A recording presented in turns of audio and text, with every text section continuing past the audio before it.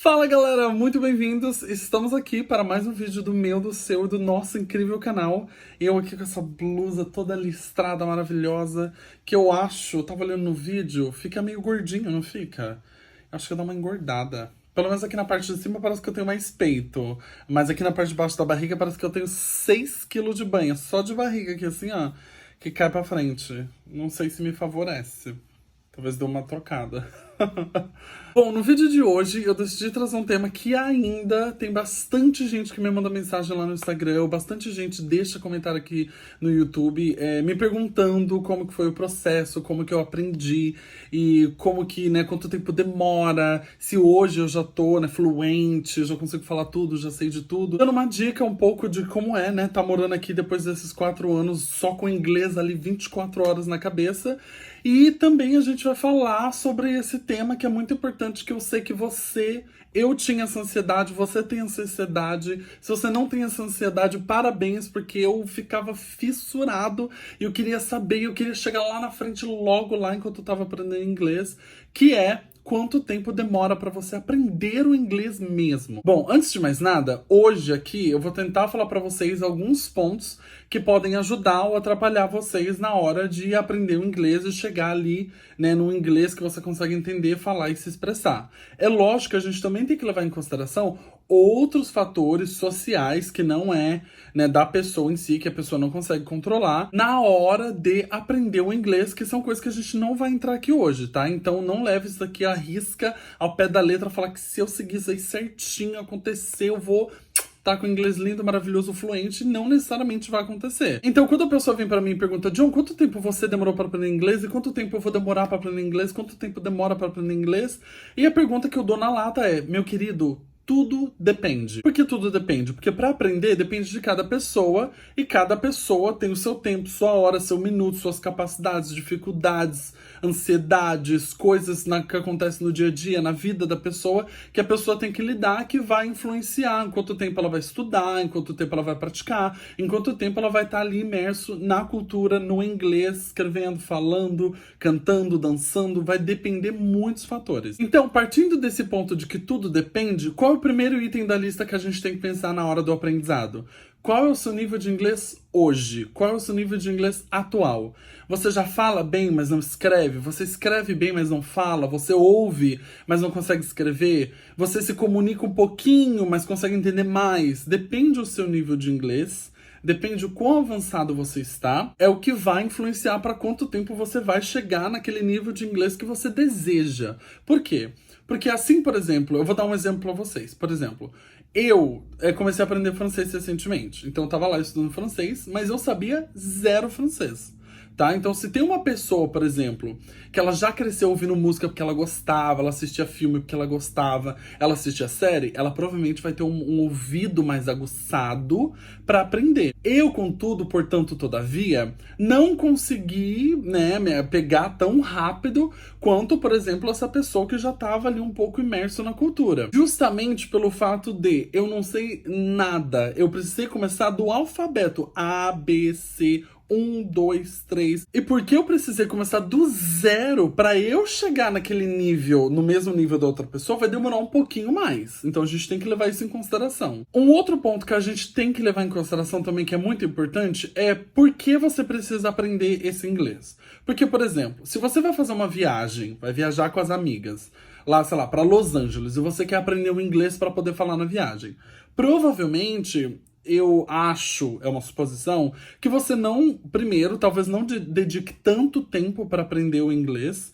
Segundo, que talvez você também não tenha tanto tempo para aprender o inglês. Justamente pelo fato de você pensar, é só uma viagem, eu não preciso aprender muito, então você acaba não se esforçando muito, ou seja, você não dedica tanto tempo para aprender esse inglês. O que, se você parar para pensar, uma pessoa, por exemplo, que vai fazer uma faculdade ou um mestrado internacional, a pessoa tem que ter um nível de inglês um pouquinho mais elevado, né?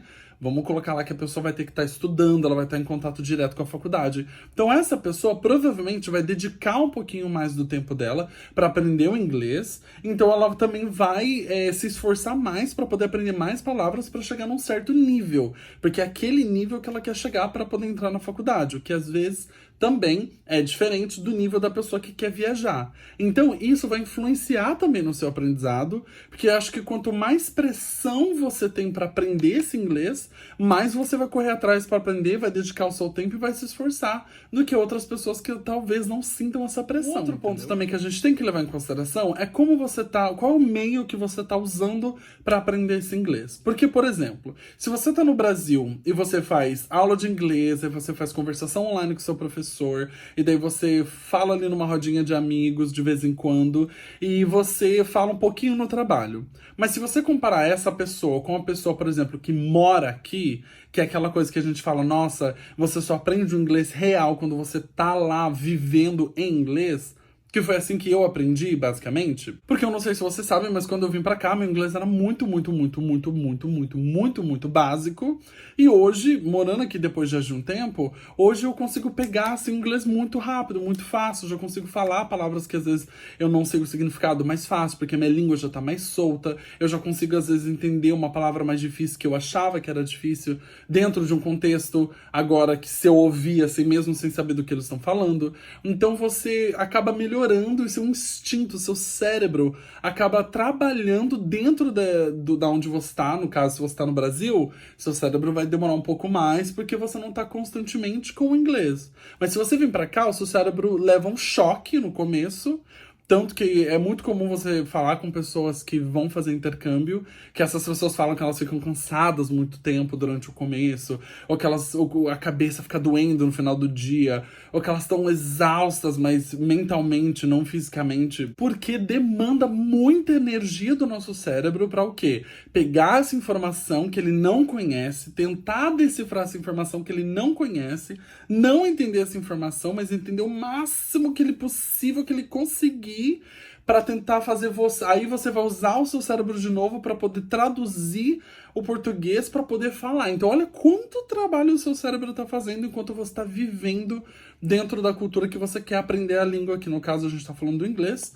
Então, é muito trabalho, é muito esforço. Então, é diferente, mas a velocidade de aprendizado do inglês para quem está na cultura é muito diferente da pessoa que não está.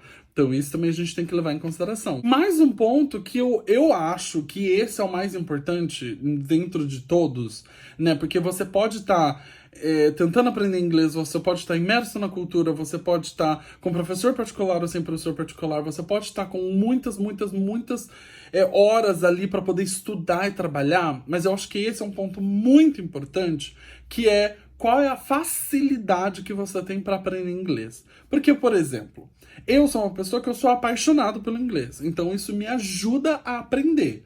Então, para ficar mais fácil. Mas eu percebo que eu tenho uma certa facilidade com línguas. Às vezes eu olho as pessoas falando na rua, eu consigo copiar o acento, o sotaque que elas falam, eu consigo copiar a forma que elas falam, o jeito, sabe? Eu tenho mais facilidade. Se eu pegar, por exemplo, meu pai e minha mãe, não consegue falar nada. Se eu pegar, por exemplo, meu irmão, que ele tentou fazer escola, ele terminou a escola, mas não fala um A em inglês, porque, né, ele não tava ali disposto, tal, e ele nunca teve essa malícia, não é malícia que fala... quando você fala a língua mexe, sabe? Quando você tem aquela coisa para aprender, fica um pouco mais difícil. Então você tem que ver a facilidade com que você tem também com línguas. Da mesma forma como tem gente que tem facilidade com matemática ou português, história ao invés de geografia, você tem a facilidade ali que é sua, é natural sua.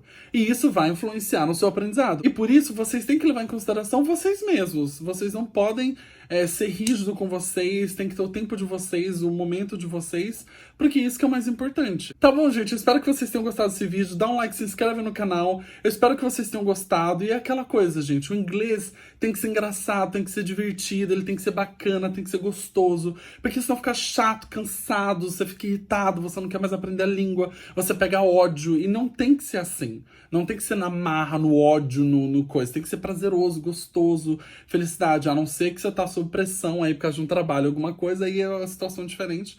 Mas tenta fazer o mais engraçado e divertido possível, tá bom? Um beijo e até a próxima. Tchau!